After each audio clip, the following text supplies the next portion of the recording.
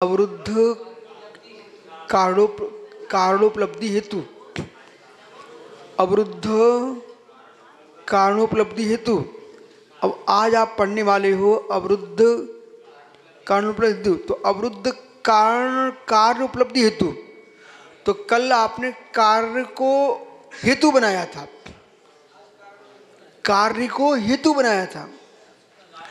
कार्य को देख करके कारण का ज्ञान होना, ये अवरुद्ध कार्योपलब्धि हेतु है। ठीक है, आज आप पढ़ने जा रहे हो अवरुद्ध कारणोपलब्धि हेतु, कारण को देख करके कार्य का ज्ञान करना। अब प्रश्न ये है कि बौद्ध दर्शन कार्योपलब्धि हेतु तो मानता है, पर कारणोपलब्धि हेतु नहीं मानता।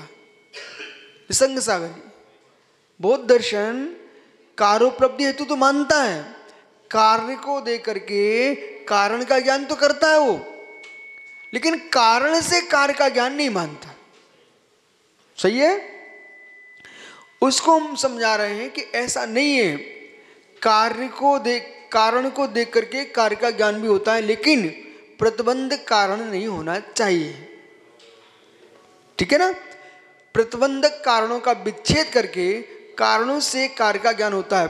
ये भी ध्यान रखना, कारणों से कार्य का ज्ञान नहीं होगा। हम लोग जो मुनिराज बने हैं, ये दोनों हेतु लग रहे हैं हमें। तो हम लोग जो मुनिराज बने हैं, इसमें दोनों हेतु लग रहे हैं।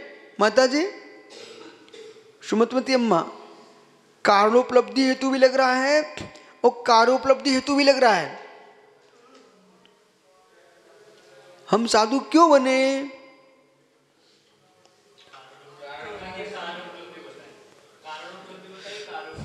हाँ, कार्योपलब्धि बताइए।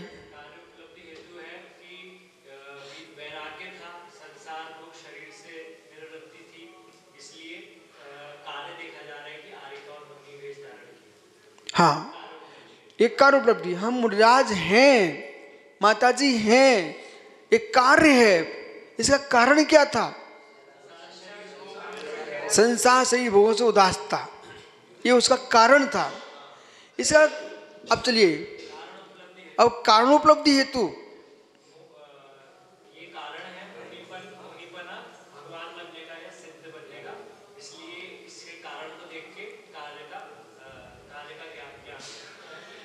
ये पीछे क्यों मुड़ रहे हैं?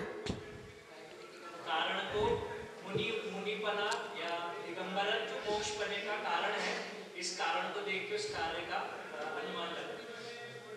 दोनों ये कारण उपलब्धि हेतु है। कारण और कार्य दोनों एक में घटना चाहिए। जैसे संसार की भोगों से विरक्ति, इसलिए मुनि बने। तो मुनि क्यों बने?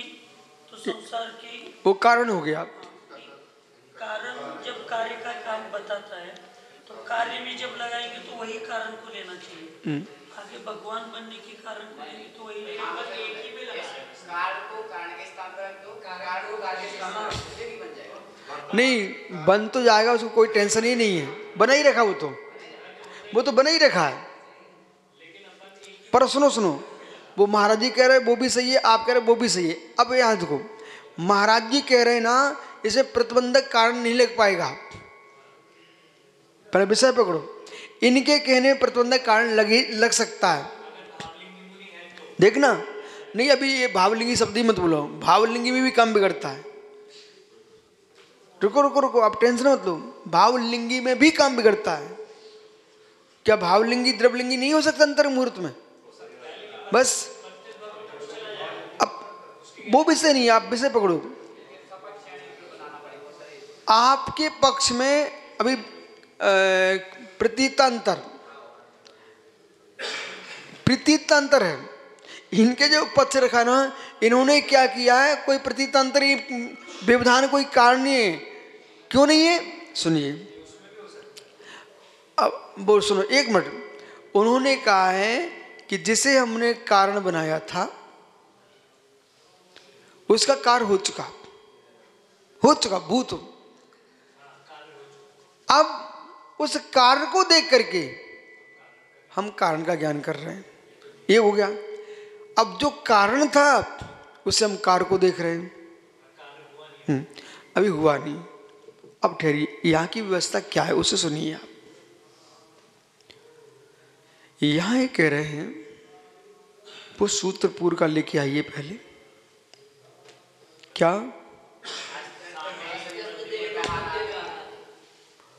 प्रतिबंध कारण, प्रतिबंध कारण वैकल्य, बस ये लेके आइए। कैसे लेके आइए? अब हम किसान का ही दृष्टांत देते हैं कि ये सब अपन सब यहाँ प्राकृतिक किसान के बेटे हैं। खेती होती थी ना घर में, हाँ, हमने बहुत खेती देखी है। अब सुनो, प्रतितंत्र कैसे बनता है और वैकल्य कैसे आ रहा है, प्रतिबंधक कारण। खेत में तुमने एक बीज बोया, तुम मुस्कुरा गए, हमारा बीज सफल। पर हुआ ये कि जहां पर बीज गिरा वहां पर एक पत्थर की चट्टान थी। सो पूरा बीज मिट्टी में नहीं पहुंचा, उस चट्टान पर गिर गया। वो बीज तुम्हारा फूलेगा, अंकुरित होगा, हो भी जाएगा, लेकिन आगे बढ़ेगा नहीं। क्यों? वहां बेकल आ गया, बेकल आ गया। अब प्रतिबंधक कारण, प्रतिबंधक कारण चट्टान प्रतिबंधक कारण है, आ गया ना। तो कारण था, कार्य नहीं हुआ, कारण नहीं हुआ, कार्य नहीं हुआ तो वो कारण भी नहीं कहलाएगा। बोलिए कुछ। कार्य नहीं हुआ तो कारण भी नहीं कहलाएगा। निमित्त तभी कहलाता है जब नैमित्तिक प्रवर्तित होता है। यदि नैमित्तिक प्रभावित नहीं होता है, निमित्त ही नहीं कहलाता है। इसलिए अब आते अपन, क्योंकि अपना सबका उद्देश्य आत्मा कल्याण करना है, इसलिए सारा विषय आत्मा पे ले जाना चाहिए। ठीक? अब हम लोग मुनिराज बने हैं तो ये वैराग्य का तो कार्य हो गया, वैराग्य का कार्य है, लेकिन मोक्ष का कारण है। हम मध्यम दशा में बैठे हुए हैं तो वो वैराग्य का कार्य है, तो ये अवरुद्ध कारणोपलब्धि हेतु बन गया, कार्योपलब्धि हेतु बन गया। अब हम मोक्ष जाएंगे रत्नातर धर्म के पालन करने से, ये अवरुद्ध कारणोपलब्धि हेतु है। इसे बौद्ध नहीं मानता। उनका क्या कहना है, वो मान लेंगे ना तो वस्तु अनित्य है, क्षणिक है, कैसे कार्य बन जाएगा, वो तो नष्ट हो चुकी है, कारण कैसे बनेगा? बोले इसमें तो कारण बनते ही नहीं है, बनते ही नहीं है। उत्पत्ति व्यय पर होती है, वो व्यय एकांत में है, वो व्यय से उत्पत्ति मानते हैं, लेकिन हम ध्रुव में उत्पाद व्यय मानते हैं। देखो बड़े संभल के पकड़ना विषय, उनका विषय मीठा लगता है माता जी। उत्पत्ति, कार्योत्पत्ति 6 हेतु, कार्योत्पत्ति 6 हेतु, कार्य की उत्पत्ति के हेतु क्या है? 6। बिना 6 के कार्य की उत्पत्ति होती नहीं है,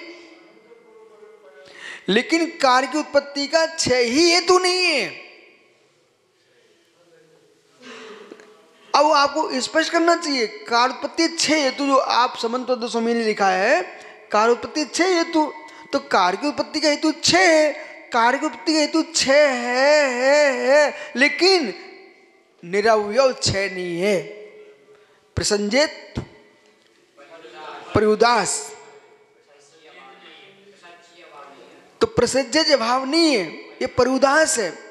निरवयव विनाश नहीं मानता जैन दर्शन, पर्याय का अन्वयता रखता है। पर्याय एक जाएगी, पर्याय को छोड़ के जाएगी, किसमें? द्रव्य में।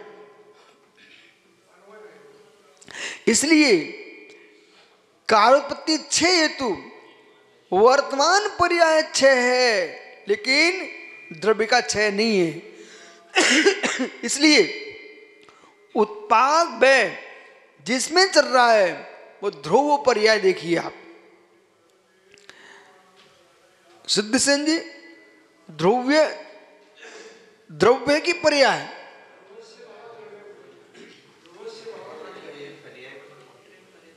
चंदा बाबा, जो ध्रुव है उसे आप द्रव मानते कि पर्याय मानते हो? हैं? दोनों कैसे बन जाएंगी? नहीं, बिना का विषय अलग है, बिना विषय अलग है। ध्रुव उत्पाद व्यय ध्रुव, अभी तक लोग यही सुनते रहे, यही बोलते रहते हैं। ध्रुव को वो ध्रुव मानते हैं जगत। ज्ञानमती अम्मा, ध्रुव द्रव्य की पर्याय, ध्रुव द्रव्य नहीं है, ध्रुव पर्याय ही है। क्यों? सूत्र स्वयं कह रहा है, बोले मेरा अर्थ सम्यक करो। उत्पाद व्यय ध्रुव युक्तम सत, जो उत्पाद से व्यय से द्रव्य से युक्त है उसका नाम सत है। और सत द्रव्य लक्षण, द्रव्य तो सत है, द्रव्य नहीं है, उत्पाद द्रव्य नहीं है, व्यय द्रव्य नहीं है। उत्पाद व्यय द्रव्य जिसमें हो रहे हैं उसका नाम द्रव्य है। अब यहां पर श्वेतांबर मत खड़ा हुआ है, वो काल को द्रव नहीं मानता, मात पर्याय देखता है। तो उनको समझाने के लिए कुंद स्वामी ने कहा पद्यम दब्बम दब्बजम पद्य नत्थी दोनम अनन्य भूदा भावा समना परुवेंती। द्रव्य से रहित पर्याय, पर्याय से रहित द्रव्य नत्थी नहीं है, दोनों अनोन्भूता, दोनों अन्योन्भूत हैं। इसलिए स्यात् स्यात् द्रव भी पर्याय ही है, पर्याय भी द्रव्य ही है, और गुण भी द्रव भी है, फिर भी अतद भाव है, फिर भी अतद भाव है। एक द्रव में अनंत पर्याय हो सकती है, अनंत पर्यायों में अनंत द्रव्य नहीं है। एक द्रव में अनंत पर्याय हो सकती है, अनंत पर्यायों में एक द्रव्य है, परंतु अनंत द्रव्य हो कोई नियम नहीं है। समझ में आ रहा ना?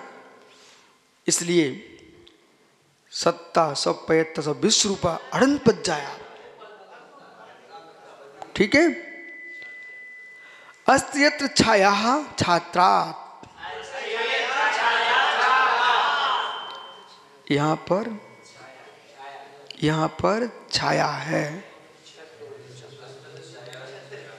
क्यों? छत्रात्, छत्रात् को इधर लाइए आप, नहीं तो तुम सूत्र उल्टा करोगे तो कार पर हेतु बन जाएगा।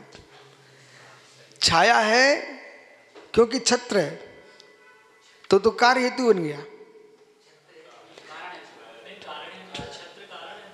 तुम समझ नहीं रहे अब।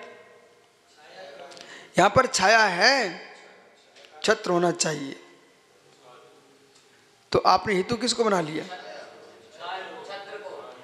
छाया है तो कार्य देखा ना, कार्य, कार्य को देख करके तुम कारण को देख रहे हो। हाँ, पहले सुनिए मैं बोल क्या रहा हूं। ये तो पूर्व जैसा हो गया, बोलना ये चाहिए था छत्रात्, छत्र होने से छाया होना चाहिए। अब बोलिए, एक मिनट, आप इसमें विषय लगाना, मैं बोल रहा हूं बोलना नहीं, बोल रहा हूं बोलना नहीं। यहां पर छाया है छत्र होने से, एक वचन, एक वाक्य। यहां पर छाया है छत्र होने से, यहां छत्र है, छाया होगी।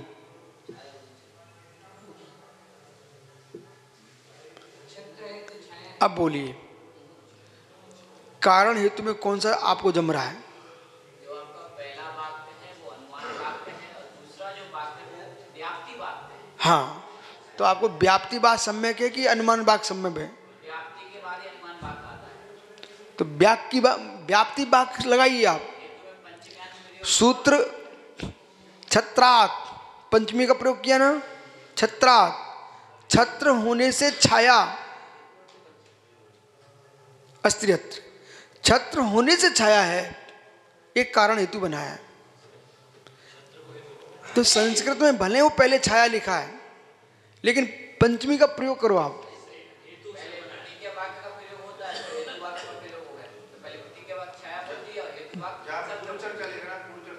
हाँ, तो ये बोलिए, अभी पूर्वोत्तर का विषय आगे आने वाला है, अभी कारण कार्यवत चल रहा है।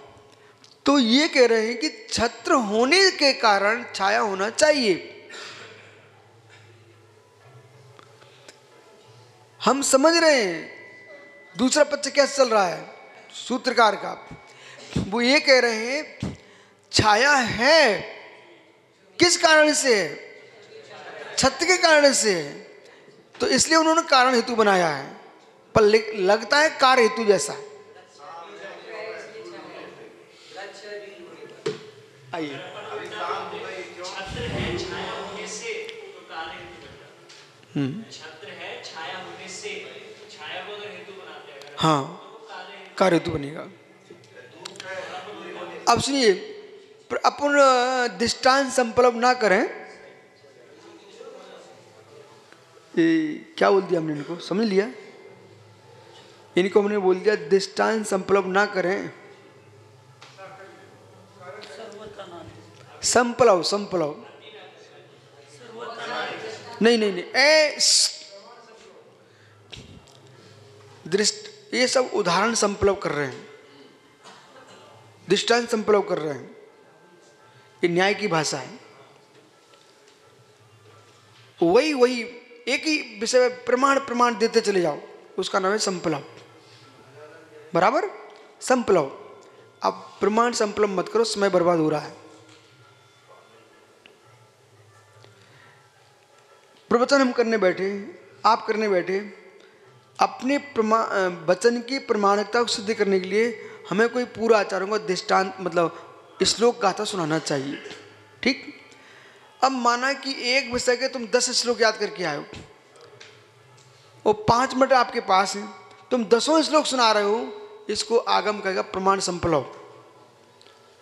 बोले भाई तुम कोई भाष्य नहीं लिख रहे हो, कोई टीका नहीं कर रहे हैं, व्याख्यान चल रहा है, व्याख्यान विषय समझे आगे बढ़ो। वही विषय पे तुम इतने सारे श्लोक सुना रहे हो ना, तो सुनने वालों को ऐसे सुनाइए, दाल में नमक डालिए, नमक कोई दाल मत बना दीजिए, दाल में नमक डालिए पर दाल को नमक मत बना दीजिए। ऐसे श्लोक सुनाने के लिए नहीं आए हो, प्रवचन करने आए हो। श्लोक को दाल में नमक के भांति सुनाना चाहिए। ठीक, ये विषय समझ में आ गया आपको।